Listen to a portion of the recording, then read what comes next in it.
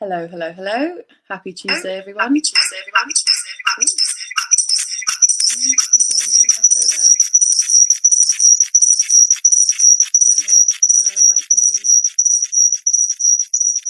that's one of you two. Oh, hopefully that's not hurting everyone's ears.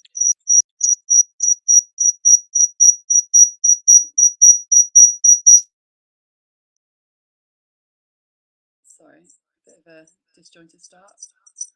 One sec.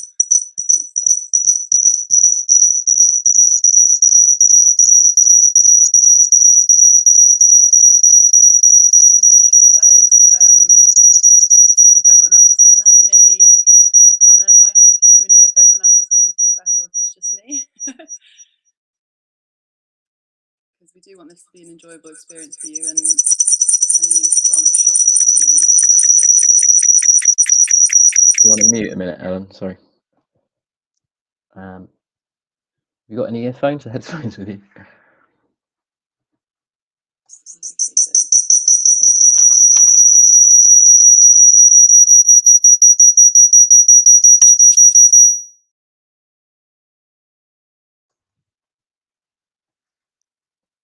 Is that any better? Still hear a bit of an echo, but the squeaking seems to have... Yeah, that's much better. Okay, right. Okay, great. That was a good start. Obviously, that doesn't happen in the green room. That happens live. But yeah, sorry about that. I hope you're all awake now. Right, where was I? Welcome to Green Tech Southwest. We've got another amazing event for you. And also, it is a sunny day, spring has sprung, and we're in that lovely sweet spot in between April and May, where everywhere you turn, there is a bank holiday. So I think it is a great day to learn a bit more about sustainable farming. Now, me and Hannah and Mike have been dying to get sustainable farming event on for about over a year now. So this is a big, big day for us. And yeah, we're really looking forward to exploring agritech with you, everyone. So as some of you may know, this is just sort of preamble, the warm up, the sonic shock just before the event starts. We'll be kicking off at 12:30 to get things going, but just to get you all settled in, get yourself a cup of tea, make sure your sound's working and everything is running smoothly. And then there's a few things I'd like to highlight, just in case you're new here, and yeah, because we know that every single online event has a different platform, 100 different formats and that sort of thing. So, but yes, first things first, my name's Ellen. I'm one of the co-hosts and co-organisers of Green Tech Southwest. And yeah, Mike and Hannah will introduce themselves a bit later. But yeah, it's great to sort of get a bit of a in-person feel with these events by getting people to chat in the comment section. So feel free to introduce yourself, let me know where you're sort of tuning in from, whether you've been with us before or if this is your first time. And especially it'd be good to know if you have any sort of interesting facts or articles or anything, knowledge about agritech, as it's not a subject we've covered before. So it'd be good to get your sort of your knowledge on the subject. But don't worry, it's not a quiz and you'll all be feeling a lot more knowledgeable towards the end. So we have also got a few things that sort of pop up throughout the event. So we have a poll section, which will just sort of pop up at the bottom of your screen there. This is just a bit of fun to get a bit of an idea of what people know about the subject, or yeah, just get you to interact with the event, as we know that we'd all rather be sort of in person. Next to that, we also have an ask a question section, which will pop down below as well. There will be a Q&A section at the end of the event after Ben's done his talk. So if you have got any questions for him, it's really useful to pop that in the ask a question section. We do try to monitor the comment section as much as possible, but that would sort of help us out. And then also you can upvote questions or downvote, but we try to discourage that. Any questions that you think might be interesting. So if we run out of time, we can definitely get the most burning ones answered first. We'll also be doing 60-second intros, some of you may know this and be well familiar. But for those of you who aren't, Hannah will explain a bit more about it a bit further on. But just before the talk, as we are a community group and a community-led organisation, we do want to make sure that you guys have your say and an opportunity to do some humble bragging. So if there's a tech project, a green project that you're working on that you'd like some help with, and you think, or anything that you think might be beneficial to the group to know or to get involved with, any upcoming events, that sort of thing, oh, excuse me, just let yourself be known in the comment section. What we'll do is we'll invite you on screen, give you 60 seconds, very strictly, 60 seconds to introduce this to us and give a bit of shout out. And then what most people do is share their contact details. And if you want anyone to get in touch with you after, you can do so. And I'll also gather all that information and make sure it's available to people following the event. So yeah, like I said, for those of you who are just joining, we'll be getting started in the next sort of 2 minutes or so. Another thing which I'd like to highlight is our ecology forest. So as many of you know from many moons ago, when we did do more regular sort of in-person meetups, or were attended more like, you had the opportunity to buy your hosts or organisers a pint, or just a show of thanks or appreciation to the event. Obviously, not being anywhere near a bar at the moment, we have got an ecology forest which you can donate to, and they do an amazing job of planting trees. I think we've got a substantial amount in there. We've been going for over a year now, and just no pressure at all. But if you did like to show your appreciation, I think a clump of trees, if that's the technical term, is about the cost of a pint or a cup of coffee or whatever you would like to donate in that case. But so we'll make sure. Oh, there we go. Oh, nearly 2,000 trees in our forest. There's even more than I thought. The links are just over there. But so looking forward to getting started in about a minute or so. Like I said, guys, we love a chatty feed. We love having your interactions and just hearing where you guys are tuning in from. We always have an amazing amount of resources and links shared by our community, which just makes for a really sort of interactive experience. As many of you know, I will then collate all that and collect all your links and articles and everything and make sure they're available on our website as well, which is where you'll find the recording to this talk, so you can watch it back, and any of the sort of links and resources shared there as well. Hannah did an absolutely fantastic job building our website. It looks phenomenal, and yes, definitely very pleased to have a developer on our co-founding group. So and there she is. Hello, Ellen. I was just finding the link. Thank you. How are your ears feeling? That echo was a little off-putting, wasn't it? Yeah, definitely. And there's a little bit of an echo in my headphones, which is quite a delirious experience, but hopefully it's not coming across too much. No, we can't hear it. Oh, poor you. That is nothing worse than that.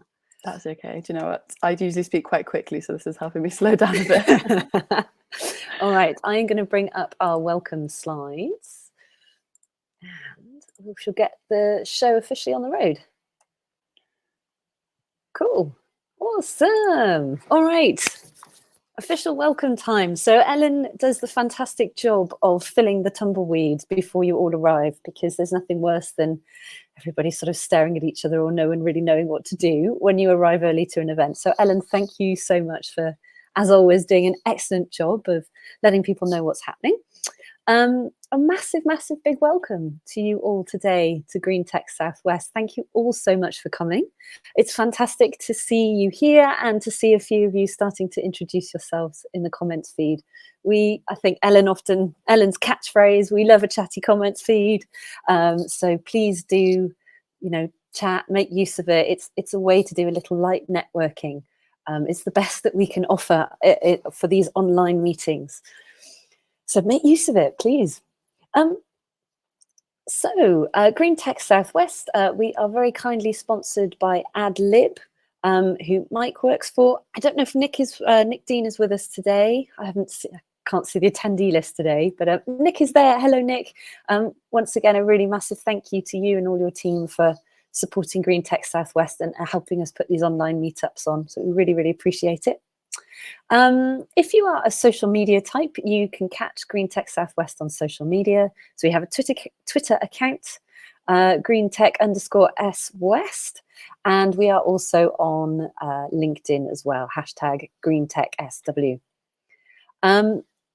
We also have from AdLib today the fantastic Joe Mawson. Joe will be doing some live tweeting of the event on Twitter as well. And Joe, a massive thank you to you and kudos to you, because we have the most varied talks. We cover all sorts of topics here at Green Tech Southwest, and you never fail to absolutely nail the essence of the talks in your tweets. So a massive thank you to you, and your volunteering is massively appreciated. So thank you, Joe. Yeah, we always learn new things as well. I can see you've popped up in the comments. So let's talk a little more. So just a big thank you from us. We are your organisers. I'm Hannah. Ellen is maybe on your left. She's on my left today. And Mike maybe is on my further left. Who knows? The order is never predictable. But we're your co-organisers and co-founders of Green Tech Southwest. Our mission is to create a meetup in the Southwest region to share insight and generate discussion about how technology relates to the environment. Since we've gone online, we have of course expanded well beyond the Southwest, and we welcome with open arms anyone that joins us from anywhere in the country or in the world. Wherever you're dialing in from, you are most welcome at a Green Tech Southwest event, and we really, really hope that you enjoy the talks, enjoy the community, and get something out of it. So yes, everyone is very welcome, and we work very hard to try and create an open and inclusive ethos within our meetups. We have a code of conduct, and we also have a constitution, which are pinging into the comments in the chat feed now. Really, the code of conduct is be nice, be respectful, respect each other, and respect each other's points of view. Sustainability, climate change are very emotive, difficult topics, and we all come from different points of view, different levels of understanding, and different privileges when we're talking about these things. So we just humbly ask you all to keep that in your mind, and respect one another, and respect that about each other. But anyway, you lot are all awesome. To be honest, our community has never let us down. You've always been nothing but gentle people, and we're very grateful for that. So we've got no qualms there. Ellen gave a quick mention. If you want to catch up on any of our past speaker content, you can do so at greentechsouthwest.org, and you will also find content from today's talk on there, hopefully by the end of the day, if Ellen is able to manage that. If not, it will be tomorrow, but we'll do it as soon as we possibly can. All right. Oh, great to see some more people introducing themselves in the comments feed. If you feel like perhaps coming on screen and introducing yourself, you'd be very welcome to. We always hold this informal slot, our community 60-second intros, as an opportunity for anybody to come on screen, to share a hello, or to talk about perhaps a green tech project or initiative you're working on, maybe to ask for help or guidance. We have a very knowledgeable and kind community here. So in the past, we have had people come and ask for help, and the response is normally, well, is always very, very, what's the word? Powerful. I can't think of the right word. We'll just go with powerful for now. And of course, you could also share some knowledge or resource or something you've come across recently that you think others may like. So is anybody up for coming on screen to do a community 60-second intro? You're very, very welcome to. And sometimes we get loads of people, and sometimes we have tumbleweed. But Tony Higson, thank you. You've broken the barrier of being the first person to offer to come up. So fantastic, thank you. Tony, we will invite you to the screen now. Hopefully you'll get a little notification pop up on your screen, and we'll give you 60 seconds to say hi to the community. We have time for other people as well. So if there's anybody else that fancies coming on screen to say hello or to share something, or, you know, just an informal introduction. That's totally cool. So I can see by Mike's face that the connection. I know you so well now, Mike. I can tell it's your thinky face and your slightly worried face. Yeah, that's my thinking face. I'll send another invite. Yeah, Bear okay. with me, So Tony, you should have a little green box that will come up on your screen that says, do you want to join the conversation? And there you are. Well, Fantastic. Tony, welcome. Oh, did we just lose him? Oh, so close. That was a momentary moment. Tony, we'll get you back. And as I said, there's time for anyone else that wants to come on. So Tony, hello, don't press anything. I'm not touching anything.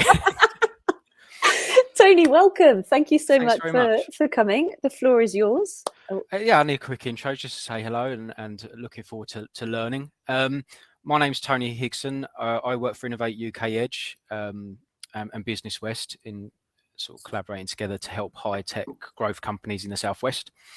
And I'm just interested to learn more so I can help to support my clients more. But side to that, I'm also a vegan. I'm really interested in sort of the environment and so forth, and just trying to sort of network and find out more about the ecosystem and so forth for my own personal gain as much as clients, really.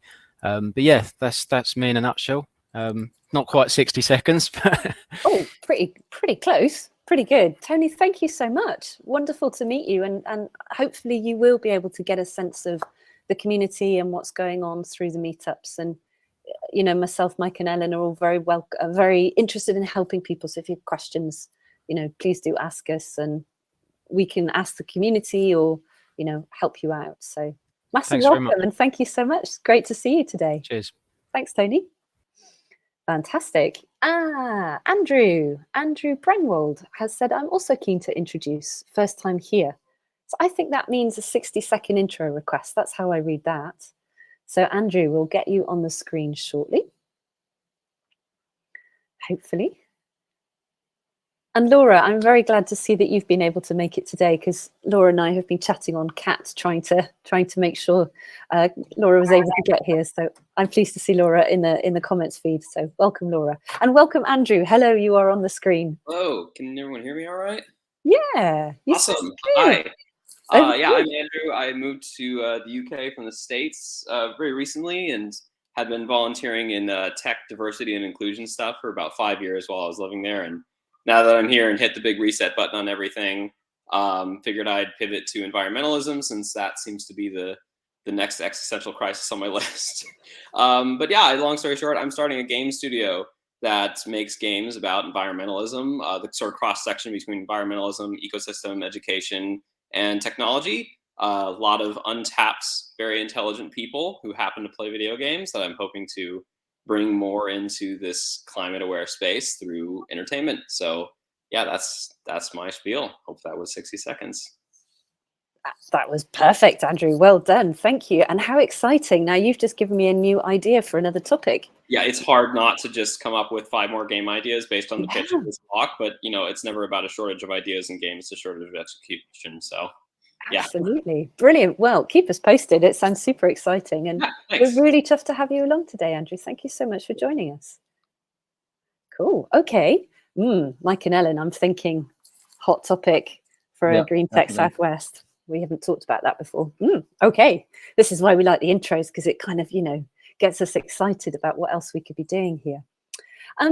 Did anyone else want to come on screen, introduce themselves, give us some good ideas, give other people good ideas, share their favorite vegan recipe? That's all good.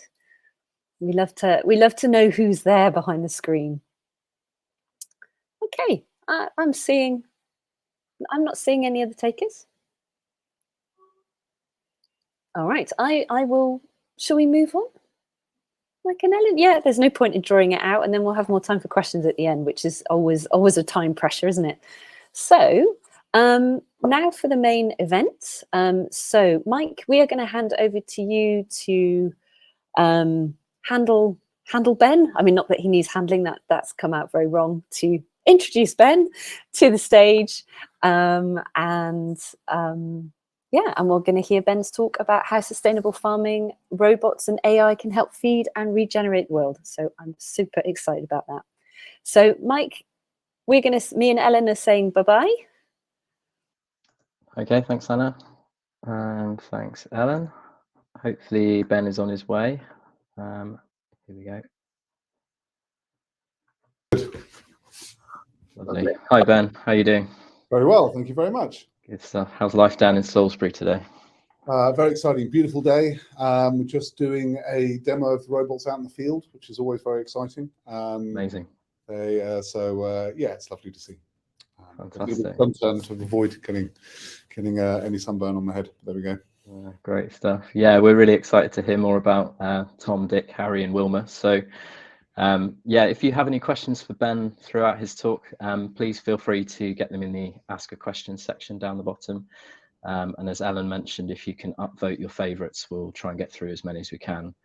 Obviously, keeping it tight to 1:30 because a lot of you are on your lunch breaks. So, yeah, very excited, Ben. We've been looking for someone in this subject matter for, as Ellen mentioned, about 2 years. So, yeah, really great to have you along to talk us through Small Robot Company.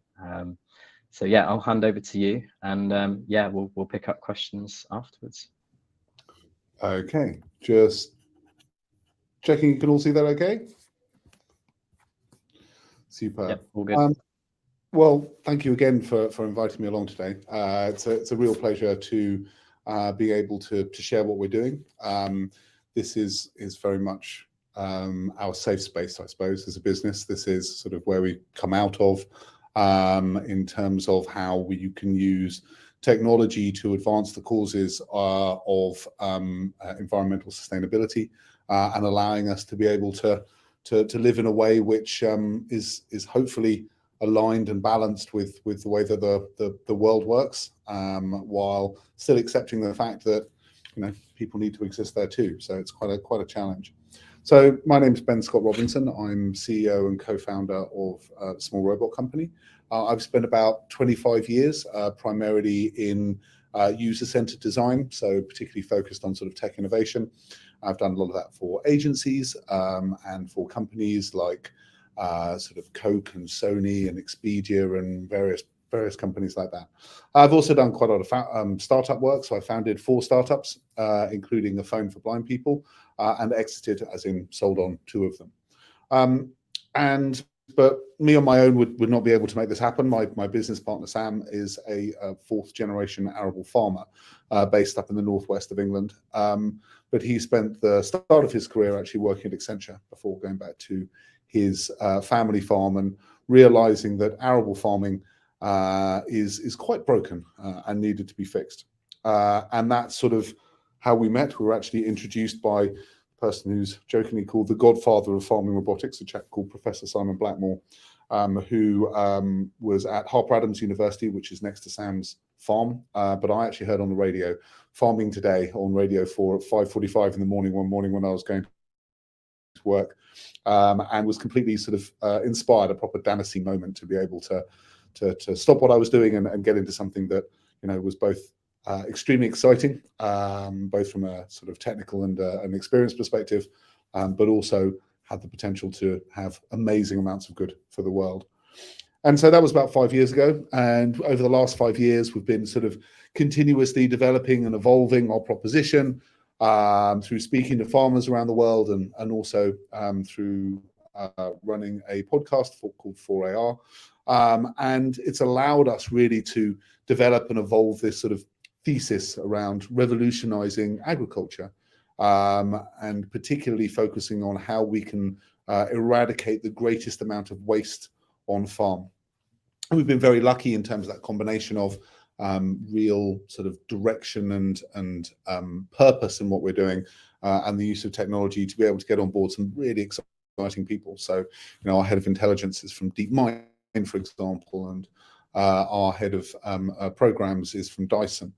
But really, the core thing, I suppose, the core principles that Sam and I first got involved in haven't really evolved that much. And this is about creating a system that's sort of based around 3 key principles. The first one is if we want to make a difference, we really need to focus on where the biggest problem is. And the biggest problem is in the world's largest crops, which is arable farming. So wheat and barley and oats and things like that. And then the next thing is, how can we derive the maximum amount of use there? How can we bring the biggest good? And that is by eliminating waste. And the most effective way we could see that was to develop a system of per plant farming. And then ultimately, how do we do that? Well, we tried lots of different ways, but it always comes back to this building a service of autonomous robots to be able to achieve it. So let's start with the audience. So there are 4 billion hectares worth of land under arable farming production at the moment. And they are both the biggest area and also the most ignored in terms of ag tech capability.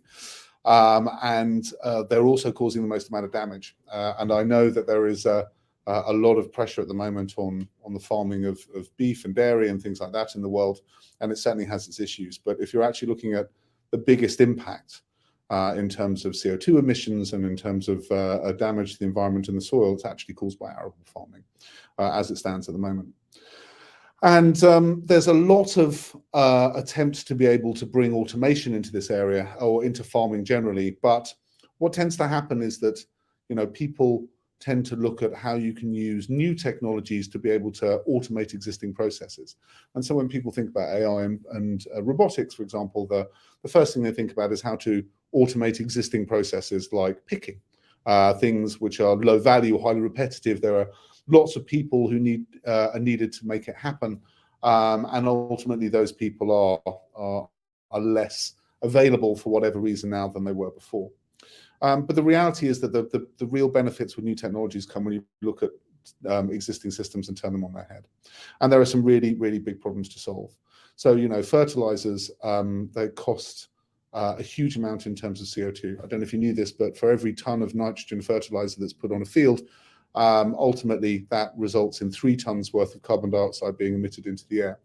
And as more than 3/4 of nitrogen fertilizer is wasted, most of it seeps into water supplies, causing huge amounts of damage, up to $800 billion a year's worth of damage. So there's a lot of problems. But it's not just, it's not just the environmental side, it's also cost as well. Farming has to be sustainable, as in farmers have to be able to make enough money to be able to farm next year, otherwise they won't. And if they don't, then we don't have food. And if we don't have food, then we're all in a bit of shtuck. So, the costs of farming have gone up massively. So this slide is slightly out of date. It says there's been a 150% increase in costs and inputs and machinery over the last 20 years. There's actually been a 200% increase in inputs. So that's the chemicals used on field in the last 6 months. Primarily caused by global situation, but also exacerbated by things like COVID and things like that. And then the final things around the soils, we forget that the soils are really the things that keep us alive. They keep us alive in terms of they contain more carbon than everything else, including atmospheres and oceans in the world combined. They are the ecosystem that allow us to be able to grow food. And without that ecosystem, we are reliant essentially on pouring chemicals onto a field to let massively degraded plants provide us with a nutritiously deficient crop to be able to eat. So that was cheerful. Let's move on. So per plant farming, let's move on to the next thing. Per plant farming is fundamental to what we're doing. And primarily because farming at the moment, particularly farming of these sort of big arable farms, is really done by averages, right? So, and sometimes those averages are quite detailed. Sometimes you're working, from satellite data or drone data, which might have a pixel resolution, what's called a ground sample distance of maybe a few centimeters. But that hides the true value and the true problems that are happening in field. Weeds, for example, aren't averagely distributed. So if you understand one area of the field, that's not necessarily replicated elsewhere. Crop plants aren't evenly distributed, as I'll go into more detail later. And disease on plants actually starts in like clumps and individual plants or groups of plants rather than being visible across the whole field. So averages are not just inaccurate, quite often they're wrong. And the analogy that we use is New York and New York State. So New York State is a rural state, right? It has an average population of about 420 people per square mile, which is about the equivalent of Hampshire, I guess. And the vast majority of New York State actually has less than 100 people square mile, which is more like Northumbria. But there is a part of New York State, you might have heard of it, New York City, which is quite densely populated. It's got 66,000 people per square mile, but it is less than 1/4% of the land area of New York State, which means that if you were looking at this on average, if you were trying to understand this in the way that some farmers have to understand their fields, New York City wouldn't exist. And that's kind of the problems that farmers have. And problems, farmers do have a lot of problems, right? And we've spent a lot of time trying to understand those problems. As I said, my background is in user-centered design. And since we've started, we've spoken to hundreds of farmers about what they need. We've interviewed them about what they think about in current systems and what changes they need to see. We've asked them about potentials in new technology, what they expect, what works, what doesn't work, and things like that. And what we found, if you're just sort of relating to farmers, is that actually when it comes to being able to farm their land effectively, they have a lot of data. They have data from all sorts of places, from drones, from satellites, from yield maps and stuff like that. But because it's this average data, because it's not necessarily giving them the full picture, they don't trust it. And because they don't trust it, they make decisions based on fear. And the fear of crop failing, fear of low yields, and to be honest, fear of the opinions of the farmer next to them is a bigger driver than you would credit. So they use too much. They use too much of everything, of nitrogen, of herbicide, of fungicide, too much seed, because they're forced to think big, right? They can only see the field or parts of the field that are marked out in a heat map. They can't think small. They can't see individual plants. And what they want is data that gives them the whole story, and then a way of being able to act on that data to make it work. So to fix this, something fundamental really, really has to change.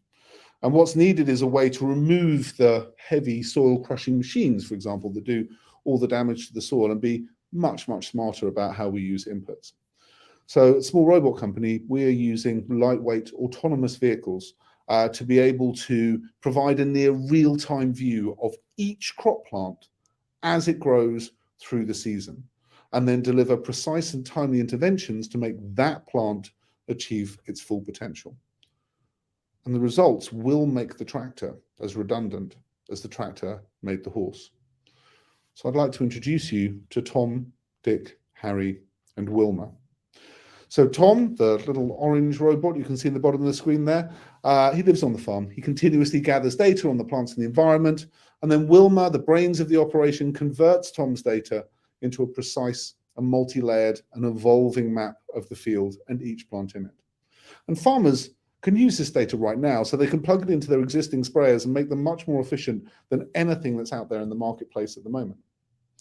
And together we call that per plant intelligence. But then Dick nurtures and protects the crop.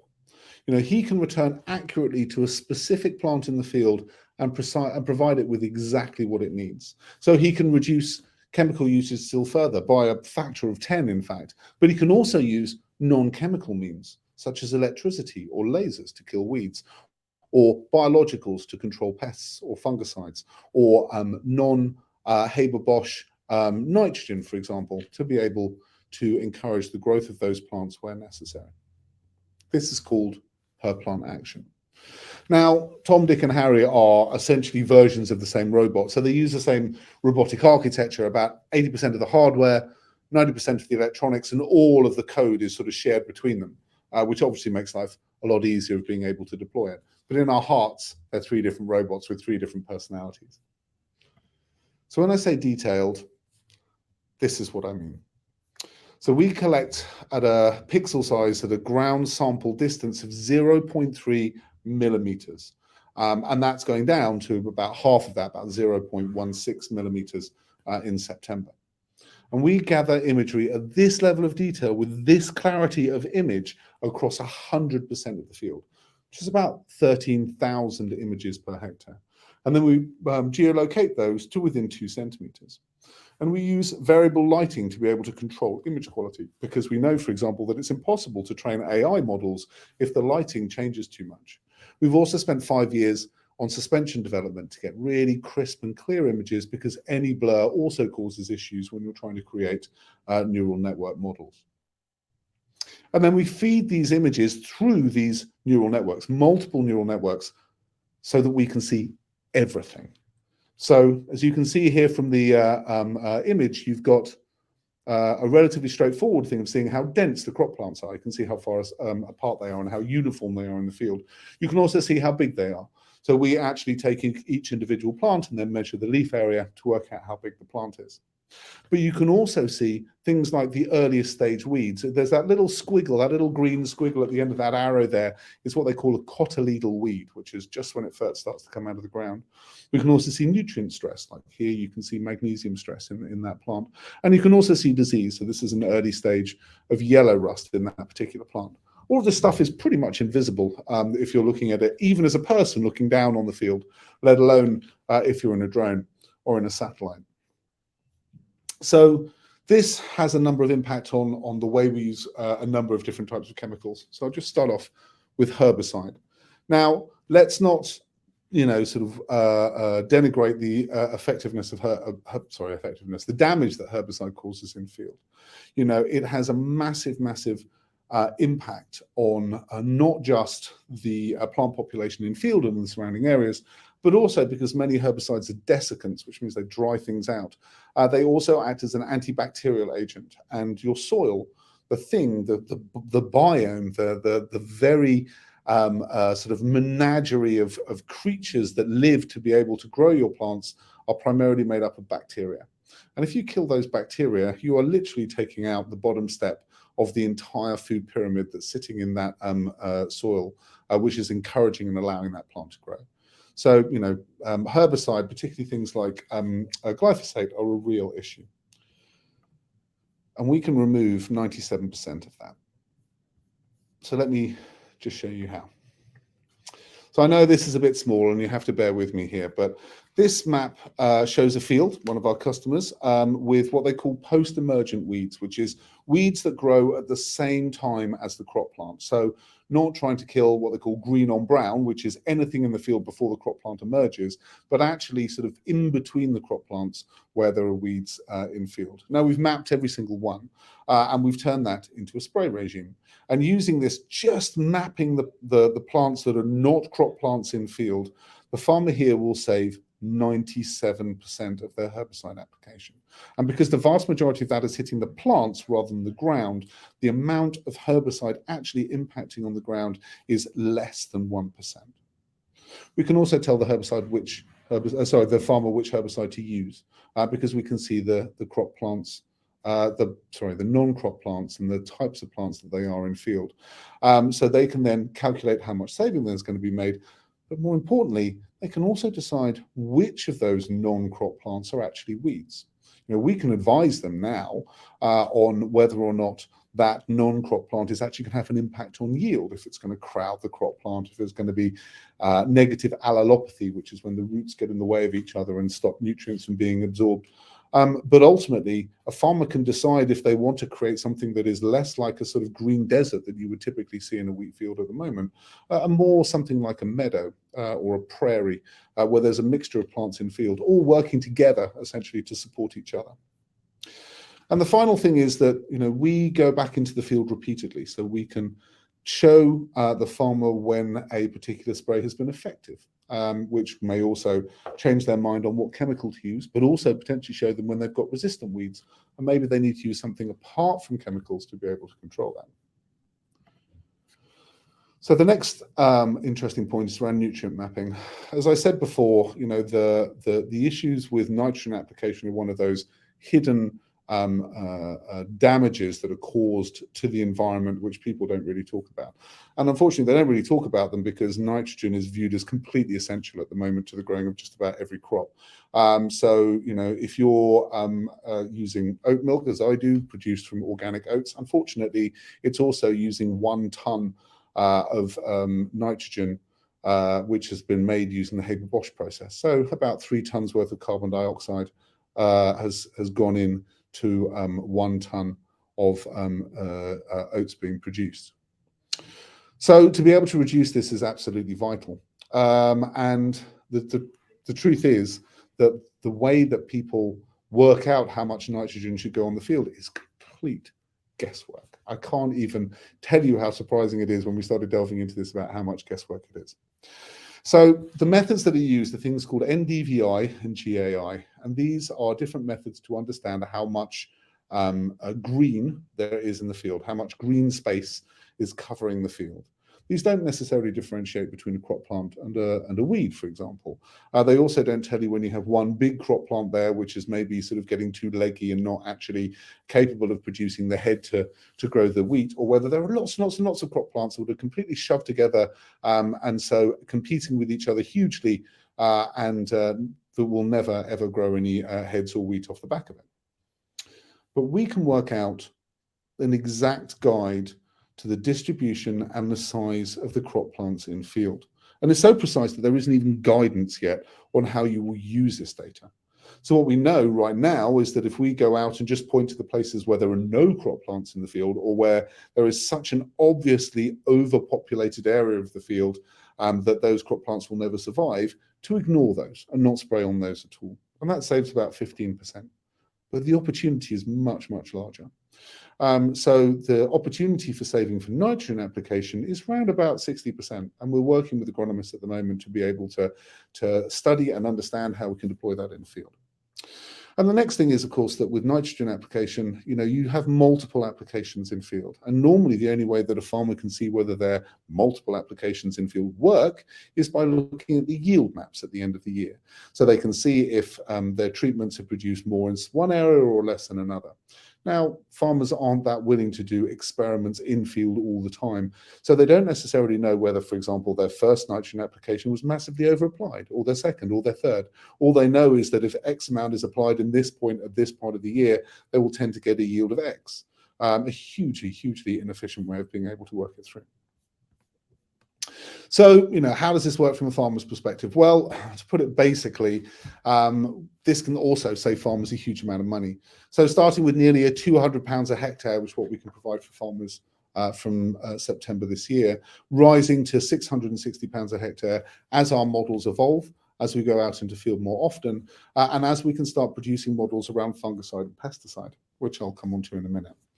And then once you get to action, once you get to the precision application, when you're removing the weight from the field of a tractor, when you are only literally spraying the plant that you need rather than an area of maybe a ½ meter by ½ meter squared, when you are being super precise, it allows you to not only reduce the chemicals down to the absolute base minimum, but also increase the yield significantly, which produces value for the farmer of around about £2,200 per hectare.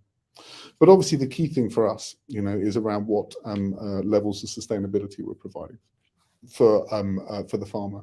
And the farmers are often vilified for their attitudes, but you have to remember that these people are the ones who look at a field and say, this has to last my lifetime and the lifetime of my son and the lifetime of my daughter and the lifetime of my grandchildren. So they do have a view. The trouble is they haven't been provided with the tools. So starting with climate change and the reduction of carbon dioxide emissions, simply by reducing the amount of nitrogen that's in field and reducing the amount of nitrous oxide that's released from the field through over-application.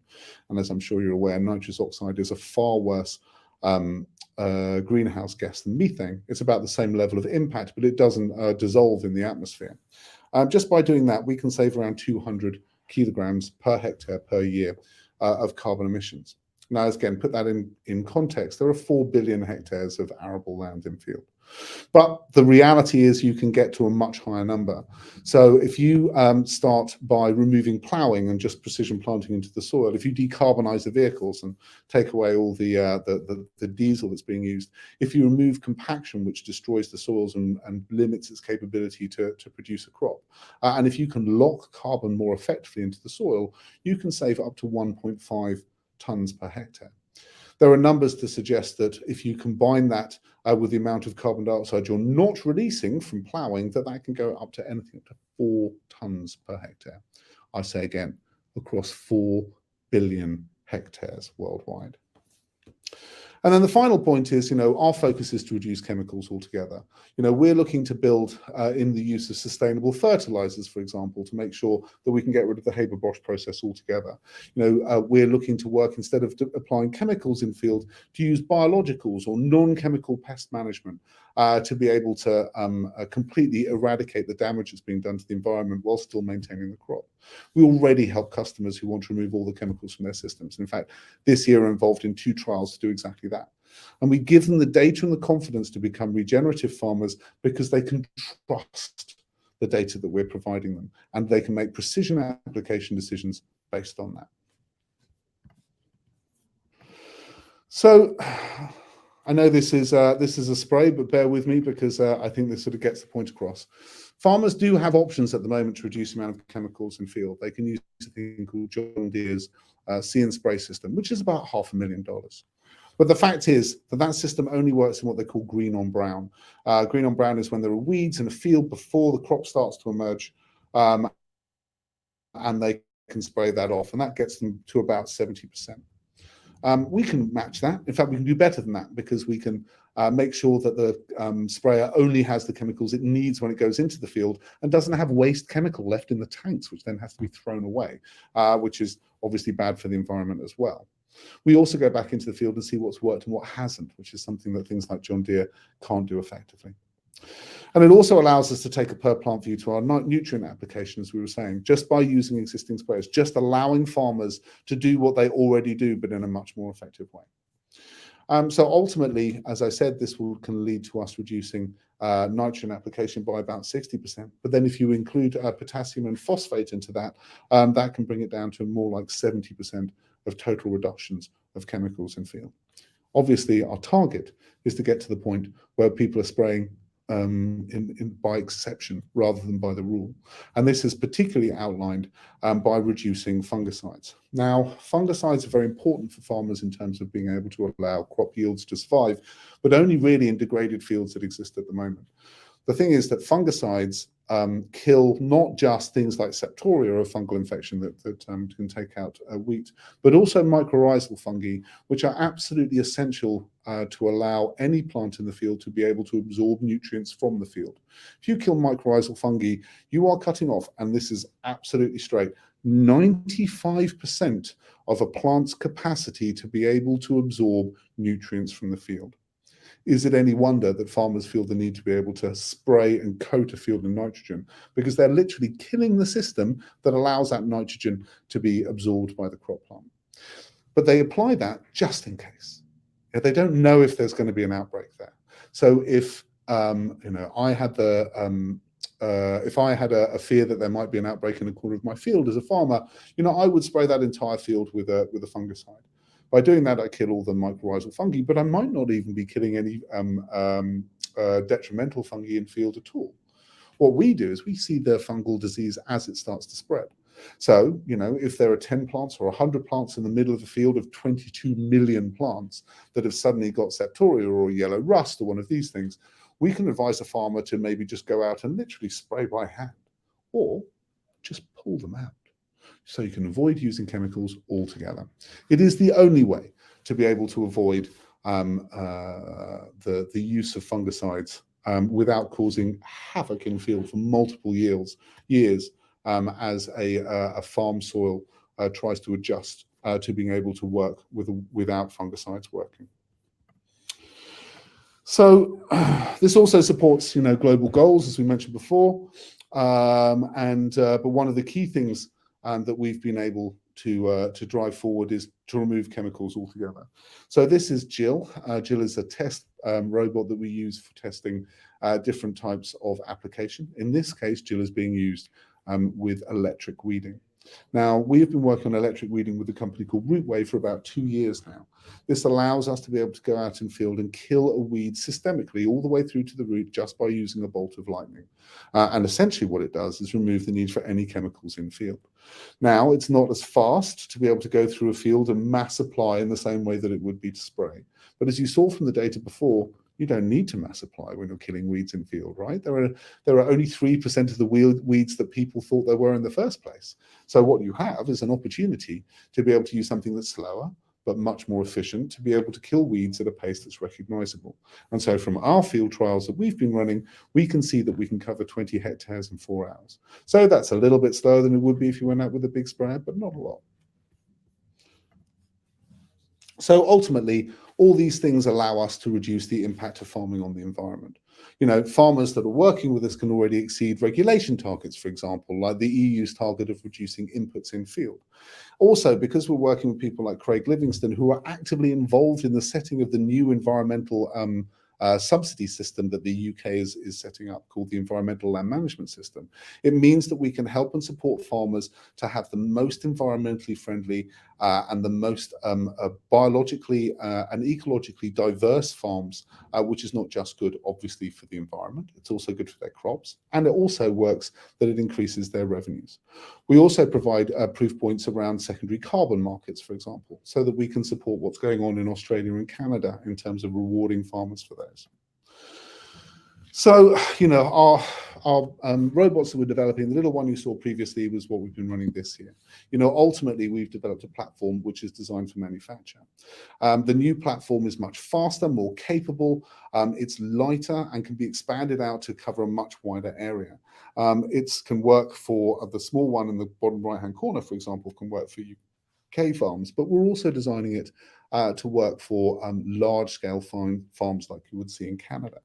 And our core areas and target at the moment is the UK and Canada, primarily because they offer very different models, but there's free trade agreements, and Canada's actually a very friendly place to work if you want to revitalize the way that farming works. So it also means that our new robots can not just be Tom with the monitoring, as you can see at the top, but also be Dick as well, in terms of precision spraying or using non-chemical weeding in a way which is cost-effective and capable. And they're not prototypes. You know, these are commercial products that have been designed over 5 years, multiple iterations to be fast and effective and reliable. You know, they've been type approved, they run on fully tested unit tested code. And while it's theoretically possible to do this with drones, for example, we've designed a functional service that works within the realities of a farming system, and this is absolutely vital. So this is an autonomous system that works safely and reliably day and night in any conditions, that can respond to in-field challenges and minimize downtime. You know, the system from 24 will live completely on site, will be able to charge itself and automatically upload data for processing. You know, and this is ultimately made up by this service of small and cheap and light robots that are designed to be fixed quickly and supported by a small team of remote monitoring engineers who can go out and fix problems as they happen. And this is our entire focus. You know, we've spent the last 5 years solving all the big problems, and now we're just endlessly testing and iterating to bring down costs. You know, we're increasing uptime and we're delivering greater value for the farmer in terms of per unit or per hectare or per ton of crop, but also greater value for the environment in terms of biodiversity, in terms of increased soil health, and in terms of reduced carbon dioxide emissions and reduced pollution into the atmosphere and the water supply. So what we're doing ultimately is we're removing the people from the process of looking after the robots over time. This allows us to increase the coverage of the robots. But what we are doing is increasing the time that farmers can then think about their farm as a business, their farm as a place within the environment, their farm as a way of being able to diversify the revenues that they have, increase the number of people that they can hire on their farm to, for example, produce, instead of wheat, flour or biscuits or gin, and be able to market those and create products that allow them to be vertically integrated to increase the value of what they're doing. And so placing the farm back into the center of the farming community. So I hope that's interesting. It's been really lovely to talk to you. It's certainly very exciting to, as I say, talking to people that, you know, I believe I'm part of, you know, the idea that technology can provide an option to allow us to progress harmoniously with nature and the environment is extremely important. And I'm really looking forward to your questions. Thank you. Brilliant. Thanks so much, Ben. What a fantastic talk and incredible products. So yeah, thank you so much. Can we get some robots and plant emojis in the chat? That'd be great to see. Not sure if you can see that, Ben. We'll yeah, we'll go for that view. So yeah, absolutely fantastic. So many topics covered, and had no idea sort of arable farming was so damaging, really, I guess, to the environment. But yeah, you've just highlighted that amazingly well. So yeah, thank you for that. We've actually got more than 11 questions, because some people have been very clever and asked multiple questions in their questions. So we'll see how many we get through before we need to wrap up. And yeah, if we don't get to your question, we will try and put that to Ben over email later today, and hopefully come back if that's okay. So great, thank you. So first question, Ben, is from Neil Clark. So hi Ben, I love this a lot. I've done since I heard you talk pre-pandemic, with all of those images and that amount of AI training compute going on. Have you been able to work with your hosting providers and software engineers to ensure your electricity use is minimized as much as possible? He's heard of a growing market for reuse of discarded servers running on renewables to do things like AI training. It's a very good point. So in terms of reusing server capability, no, we have a relatively modern local server that we're using. However, we do run on renewable energy here. We were part of Tech Nation's net zero cohort from last year, and we're a finalist in the Heroes to Net Zero at Glasgow last year as well. And part of that was making sure that we were driving every part of our business towards net zero in some way. In terms of the robots themselves, obviously they are entirely recyclable, sourced as locally as we can. So some parts we have to get from Europe, but for example, we don't source anything from the Far East, and we're always using materials that we can recycle. Fantastic. Yeah, that's great to hear. Thanks for your question there, Neil. So a question from Patrick. How do you validate the effectiveness of the data you capture? Is this an ongoing process? Exactly that. We validate the effectiveness of the data we capture by going back and capturing it again and seeing whether it's still relevant in field. We use manual process to be able to go back and spot check stuff and make sure we've got it right. We train and retrain the models all the time. So we're constantly re-evaluating the decisions that were made from previous models and seeing whether they still apply, and using things like counterfactuals, so dropping stuff out and seeing whether that has an impact on the way that the model's being developed. So it is, the reliability of our data is absolutely fundamental to what we're doing. We also work with organisations like NIAB, who's the British sort of testing facility for wheat and cereal crops, to make sure that what we're collecting and the conclusions that we're making are valid and make sense. Brilliant. Thanks, Ben. Next one is from Heather. Is this currently operating on any farms or a concept? If concept, when will you roll out, and how do farmers get involved or buy? Oh, the most exciting thing about this here is that, yes, it's live. It's live on farms. All the data you've seen is live from farms. This is all savings and benefits we're making for farms. So right now it's 3. One of those is using us as a test bed to allow them to progress towards regenerative farming, as I mentioned before. That's Craig Livingston, who's just the most phenomenal farmer. The other 2 farmers are using us actually on their fields, and one of those is Waitrose, the Leckford estate. So it's very exciting, but as from September, well, we've got a weird year where sort of our year starts in September at the start of the winter wheat season. So our new year's in September, and we've got 48 customers that are starting then, and it's increasing rapidly from there. Brilliant. That sounds really exciting. We'll look forward to hearing that and seeing the videos on YouTube, which are fantastic as well. Thanks, Heather. So next one from Laura James. This all sounds amazing. How does it get taken up? What's the scale-up business model? Do you have partnerships, finance for farmers to help with capital costs? Or are you still at an earlier stage with big engineering challenges to overcome before you think about deploying at scale? No, engineering challenges are done. Deploying at scale is always an issue for a hardware company. So we're still manufacturing in-house, in fact, just outside that window there, which is very exciting. But ultimately we will have to start manufacturing with partners, and we've been working with local companies to try and make sure we can do that. In terms of, sorry, what was the start of the question? Apologies, I don't want to. Yeah, so what's the scale-up model? Do you have partnerships, finance for farmers to help with capital costs? So what we do is we charge on a per hectare basis with an upfront fee, and so that the costs match. The costs are relatively low for farmers. They can trial it on a limited area, so around about 12 12 to 20 hectares to start with, and we work in pods. So we recruit a group of farmers in an area so we can maximize the use of a robot around those farms. That's allowing us to be able to scale relatively rapidly. So we've got, sort of a 3 times increase in the number of pods every year for the next 5 years. But we have all these customers already signed up. They've been working with us for 4 years. My background is in user-centered design, so we've been out speaking to farmers and making sure we're delivering what they want.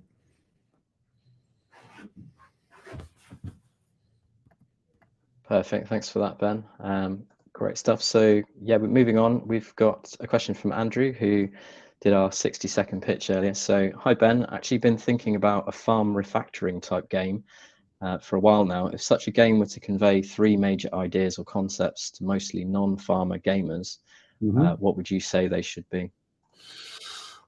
So I think the core things are around reducing inputs, whatever those inputs are. I think it is around making sure that the farm is circular. So you're producing something that on one part of the farm that uses the waste from another part of the farm, and that you are focused on the overall sort of biological health of the farm, and particularly focus on the soil. And to give a absolutely blatant plug to somebody I've never met but I really admire, an example of that is to read Merlin Sheldrake's book on fungi called Entangled Life. It is without doubt one of the most astounding things I've ever read, and that will give you an understanding just of how complex what happens underneath the soil is and how much you need to take part in it. But I think that if you can have a farm that is profitable because we're producing products that people want, that has got very few inputs coming in, that reuses parts of the business and is really healthy, then it'll be one of those idyllic places that everyone will want to be in. Great stuff. Thanks, Ben. And yeah, great question, Andrew. Thanks for that one.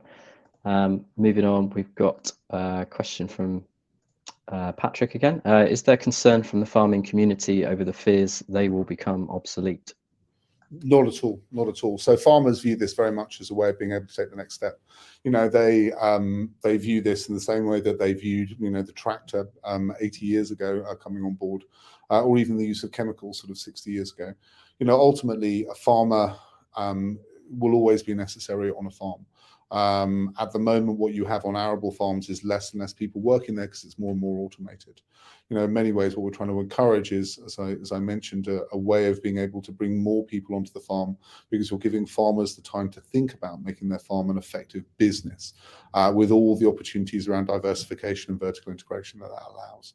And as soon as a farmer has that time to be able to do things and not worry about things like being a diesel mechanic or a driver of the world's slowest vehicle, then all of a sudden they're being freed up to make a real difference. Perfect. Yeah, thank you. That's a great answer. Question from Vince Cox. Really interesting to see the extra gain to the farmer per hectare. How does that compare to the cost of implementing per plant action across a hectare? So it works out about 30% of that.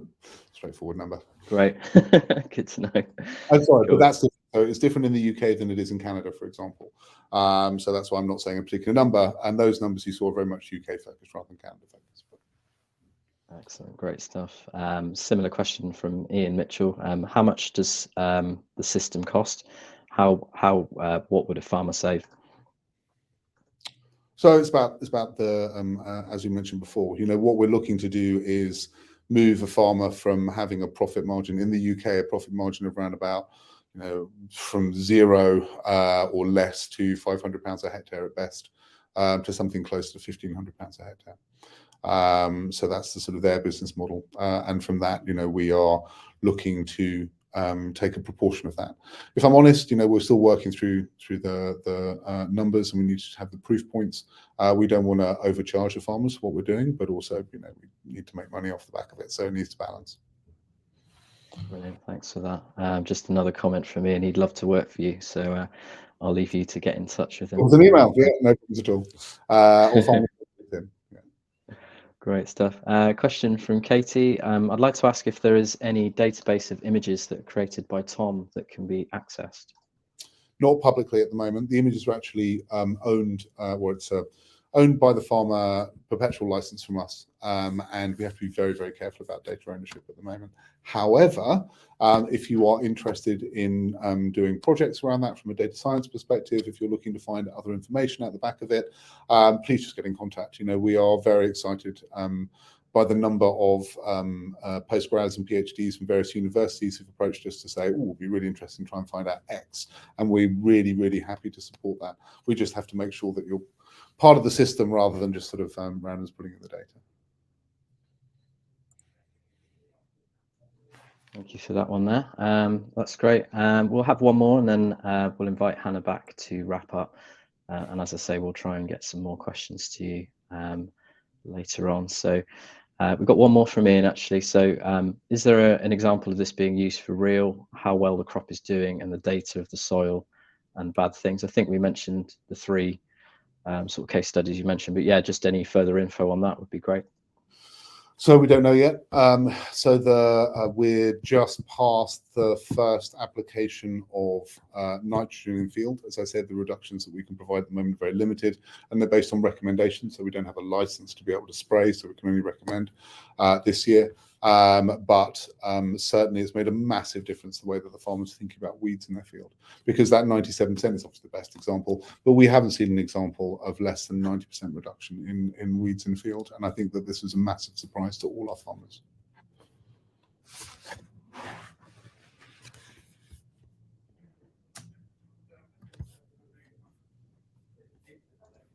Sorry, Ben.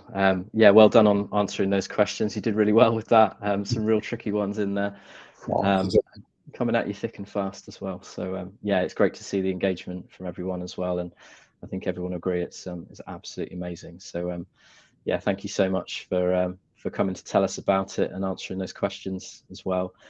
And yeah, we'll invite Hannah back now to wrap up. But yeah, just thank you on behalf of everyone here, and yeah, we'll be sending out a roundup later today, just with all the resources shared and a link to this talk. So if you arrive late, you can watch it back as well. But yeah, thank you so much, Ben. And thank you very much for everyone. I really appreciate you spending the time to have a listen. Thank you. Brilliant. Thank you. Over to you, Hannah.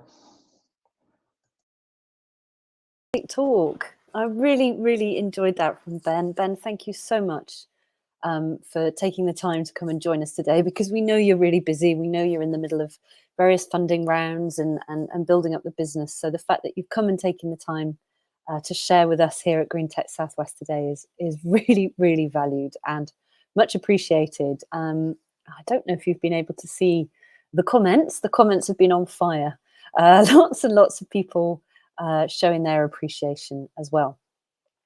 So what time are we on? We are basically at past. So if anybody needs to hop off to get involved, carry on with the rest of their day, please do. My job now is just to sort of bookend the event and share with you a few other things going on within the community, and then to send you on your way. So I was going to pop a few slides up, and I'll probably be done in about 5 minutes. So we said a big thank you to Ben. I think we've all really enjoyed today's talk. Green Tech Southwest is, we aim to build here a community. So the Green Tech West community does not finish today. We'll be at various other events in and around the place. Two other sort of sister communities or very close supporting communities that we would like to recommend to you. One is climateaction.tech, fondly known as CAT. It's a global community of nearly 6,000 tech workers. If you're interested in climate and tech stuff, I highly recommend you come and join the CAT Slack. It is a Slack group. I'm sorry, it is another Slack group, but I highly recommend it. For those of you that are based in Bristol, you might also be interested in the Future Leap Network, which is one of the largest green business networks in the UK. And both organisations, both CAT and FLN, I'm not sure how you say the FLAN, I suppose. Both organisations do also run a lot of events of their own as well, so worth checking out if you don't know them. We've picked out a couple of other events that we think may be interesting to the community. If you're free this evening between 6 and 7 p.m, there's a live webinar and Q&A to learn about the Bristol Energy Cooperative. And it's the community's opportunity to invest in and buy into community-owned renewable energy, which I think is fascinating and absolutely brilliant. And the more that we can democratize and share the ownership of these kinds of things, the better. So I was very, very excited to share that event with you all. One of our Green Tech Southwest members, Chris Pontin, also runs a meetup around tech and climate, and they have an event this Thursday all about plastic waste and recycling. So that will be worth heading along to as well. For those of you that are in Bristol and up for a bit of in-person networking, we can highly recommend to you the Bristol Green Capital Partnership. Their monthly networking event is on Tuesday, the 5th of May. I've thoroughly enjoyed their online events over the course of the pandemic. So their in-person events are back, which is very exciting. And I think Mike is planning to go along to that one. On Thursday, the 12th of May, we have the Tech for Good Southwest Unconference, which is 10 a.m. to 1 p.m. That will be in Bristol as well. I think I'll be heading up to that. So if any of you are there and see me, come and say hi. For those of the software engineers in the room, the Green Software Summit being hosted by the Green Software Foundation will be running from the 6th to the 17th of June. So that's more of a sort of festival of events happening at different locations around the world, many of which are online and I believe free as well, so worth checking out. And for any of you in Bristol and fancy coming along to Pixel Pioneers, that will be on Friday the 10th of June. I'll be giving my talk, How to Make Digital Services More Sustainable. And if you fancy a discount code off, with 10% off tickets, you can use the Green Tech SW discount code as well. So I hope some of you might be there. And if you are there, come and say hi to me. Of course, you will want to know what's next on the Green Tech Southwest agenda. So we are super, super, super excited. We have our own hybrid event planned for Wednesday, the 15th of June. So we'll be in person at the Engine Shed in Bristol, or you can join us online. We have been very grateful to our online community throughout the pandemic, and we are determined to make our events still as accessible to those of you that aren't in Bristol as we possibly can. So we'll be putting a lot of time into and attention into making sure our online experience is nice and rewarding for you. And we've got two absolutely stonking speakers. We are so excited to have Mernez from Greener and Elliot from Ecology as well. So they are both absolutely brilliant, and we're just chuffed to bits they said yes, and that they're going to come and talk to us on June the 15th. So we really hope loads of you will come in person. If you do come in person, we've got food. And yeah, if you're online, bring your own, have your own pizza. As always, massive thank you to you for being involved and coming today. If anybody wants to get more involved in Green Tech Southwest, we're always on the hunt for volunteers. The doors are always open. There's always a seat at the table for other people to get involved in any way they want to, whether it's design, social media, event promotion, video editing, or helping us curate and pick speakers. We're up for help. We're up for having you involved. So just drop us a line. And you can drop us a line at greentechsw@gmail.com, or on Twitter, or on LinkedIn. And if you don't want to get involved, but you've just got some feedback, we're also keen to hear that. We kind of miss the in-person vibe where you sort of, people will casually tell you things. So we have to ask you to be a bit more explicit in your feedback to us. So please don't be shy. And, if you've got any thoughts about how we can make these events better, we'd love to hear from you. Anyway, I think that was a super quick wrap up from me. Thank you, everybody, for coming today. You are very much a part of our community. Those of you that come, that you engage, you share your comments, you introduce yourselves. We're very, very grateful to you. So thank you for taking the time to come today. Thank you so much to Ben for an absolutely stonking and fascinating talk, and a fascinating solutions that he's coming up with his company as well. So everyone, have a great Tuesday. I hope it's sunny with you. It is here with me. Go well. And we really hope to see you soon. We really hope to see some of you in person on June the 15th as well. So thank you, everyone. Bye for now.